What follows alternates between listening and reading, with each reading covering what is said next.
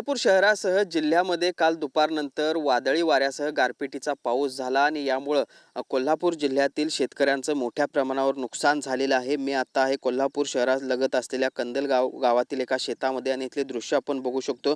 कशा पद्धतीने ज्वारी पिकाचं मोठं नुकसान या ठिकाणी झालेलं आहे। खरं तर काढणीला आलेलं हे सगळं पीक होतं आणि या सगळ्या पावसामुळे आपण बघतोय कशा पद्धतीचं मोठं नुकसान या सगळ्या दाम्पत्याचं झाल्याचं आपल्याला बघायला मिळते। वृद्ध दाम्पत्य आहे खरं तर मोठं कष्टानं हे सगळं पीक त्यांनी उभा केलेलं होतं आणि काढणीला आल्यानंतर हे हातातोंडाशी आलेला घास अशा पद्धतीनं हिरावून घेतला गेल्याचं आपल्याला बघायला मिळते आणि अशाच पद्धतीची परिस्थिती गहू असेल त्याचबरोबर भात पिकांची देखील झाल्याचं आपल्याला बघायला मिळते आणि यामुळे एक मोठं नुकसान शेतकऱ्यांचं होताना बघायला मिळते। आपल्यासोबत हे आजोबा आहेत। आजोबा काय सांगाल, काय नेमकं नुकसान झालेलं आहे कालच्या पावसामुळे? हॅलो, ज्वारी सगळी नुकसान झालेली आहे कालच्या पावसामुळं। वैरण जनावरला वैरण मिळून झाली आहे, धान्य नाहीत, अशा पद्धतीनं कालच्या ह्याच्या कारणानं नुकसान झालेले आहे।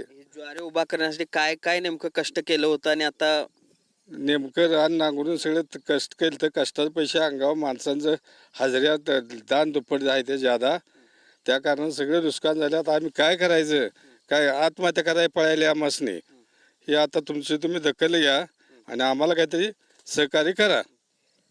या शेताच्या मालक असलेल्या मावशी देखील आपल्यासोबत आहेत ज्यांनी हे पीक आहे ते वाढवलेलं होतं। मावशी काय सांगाल, कशा पद्धतीने हे पीक वाढवण्यासाठी प्रयत्न? लय कष्टानं वाढवलेलं पण कायच आम्हाला हाती लागलेलं नाही। हे आम्हाला जरा भरपाई द्यायला पाहिजे। आम्ही भात कशा पद्धतीचं नुकसान झालं या सगळ्या? जुंधळं भरलं नाहीत, वैरण सगळी मात्र झाली, सगळं मात्रच झाले। आम्ही काय खायचं, जनावरांनी काय खायचं, सगळं आमची नुकसान झाली। आम्ही केलेलं कष्ट सगळं येणारच झाले। ज्वारीचं तर नुकसान तुमच्या झालेलंच आहे, मात्र आजूबाजूला आणखी काय नुकसान दिसतंय तुम्हाला? फुलांचं झालंय, सगळी नुकसानच झाली आहे। पावसामुळे लई नुकसान झाली आहे। आम्ही काय खायचं? नक्कीच। तर पहिला आपण कशा पद्धतीनं ह्या सगळ्या शेतकऱ्यांची ही व्यथा आहे। खरं तर हे तोंडाशी आलेला हा सगळा घास आता निसर्गानं हिरावून घेतला असं म्हणावं लागेल आणि अशाच पद्धतीनं फुलं असेल, माळवं किंवा याचं देखील मोठ्या प्रमाणावर नुकसान झाल्याचं आपल्याला बघायला मिळतं आणि त्यामुळं काल सायंकाळनंतर झालेल्या या पावसाचा मोठा फटका कोल्हापूर शहरा शेजारी असलेल्या किंवा कोल्हापूर जिल्ह्यातील एकूणच शेतकऱ्यांना बसल्याचं बघायला मिळतंय। सुनील काटकर, भूषण पाटील, TV9 मराठी, कोल्हापूर।